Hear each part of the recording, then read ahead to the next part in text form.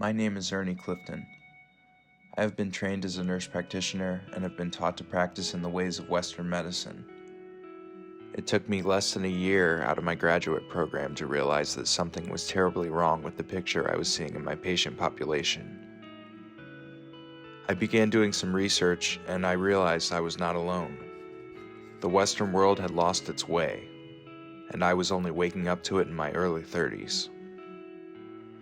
Life had passed me by while I obtained my education and worked to pay my bills. I was caught up on the hamster wheel that is Western society. A series of tasks, debts, obligations, achievements, awards, disappointments, and ultimately a whirlwind of confusion. I came out of the bubble of bewilderment as a 30-year-old naive child. I was seeing the world for what it really was for the first time. I had learned so many technical skills, a little Latin, human anatomy, pathophysiology, and most importantly, of course, pharmacology. I was educated, yet I was lost. I felt alone in the trenches. My patients were also lost and seeking enlightenment from me. We were lost together. We had all lost our way. We were the blind leading the blind. Our society had let us down. Our heroes had disappointed us. Our parents had turned out to be mortal. Our leaders were liars, and our dreams had never come true despite what we were promised on the playground. How could this be?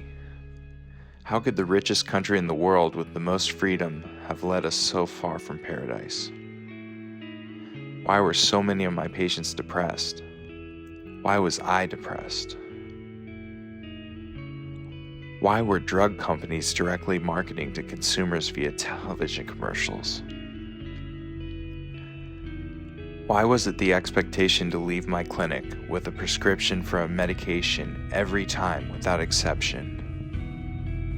Why is it that it was a letdown if I told my patient they did not need an antibiotic, that they had a viral illness? It all goes back to nursing 101. I didn't get a single hour on nutrition. Wait, scratch that. It goes back to high school. We had a half-hearted discussion about the food pyramid, I think. But, knowing what I know now, the food pyramid is just another pyramid scheme. That is, it all boils down to money. What I was taught in high school about nutrition was inaccurate and had been put in place by people with a lot more money than I'd ever thought about. My high school health class was taught by a prison guard turned substitute teacher because my original health teacher left the school staff to become a kicker in the NFL. You can't write this stuff. Bodies get thrown into positions when other bodies chase the money. We've all seen it at school, at work, even at home. A void is filled by a willing participant and a task is mindlessly completed. I'm not saying this happens every time, but often enough that the fabric of our society is eroding. Not long after high school, I was sitting in my first nursing class. I was taught how to give a bed bath and how to fold a sheet.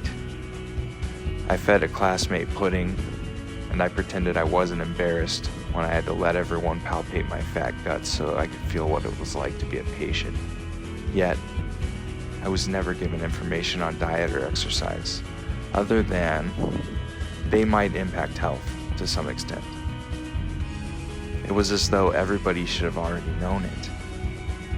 And frankly, maybe they should have.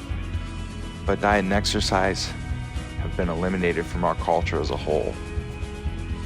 Hospitals are serving hot dogs, which are now considered class 1 carcinogens. You can still get cheese on everything, despite the fact that it's inflammatory, artery clogging, and addictive. It's nearly impossible to understand the biologic needs of an animal when it is caged. That is to say, studying a caged animal is studying a biological entity out of its natural environment. Westerners are out of their natural environments. They are unable to form a foundation. They don't know where to begin, They are not supposed to live the way that they do, yet they live. The human animal is strong. It thrives in conditions thought to be incompatible with life. We should not be struggling, yet we are. I'm reminded of Sisyphus pushing his rock for all of eternity, his struggle. And yet, as Camus concluded in his work, I too imagine Sisyphus happy. So how do we satiate caged animals? How do I palliate the pain and the struggle of the human condition?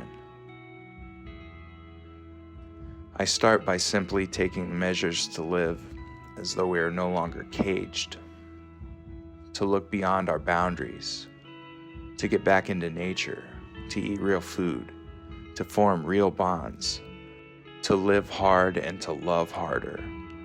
That's how you can smile, like Sisyphus. Redefine what it means to grind. Grinding isn't about struggling. It's about honing yourself as an individual into the best version of you. It's about forging you into the warrior you were sent here to be, rather than burning up in the flames. Steel sharpens steel. Grind onward and shape yourself into the person you wish to become.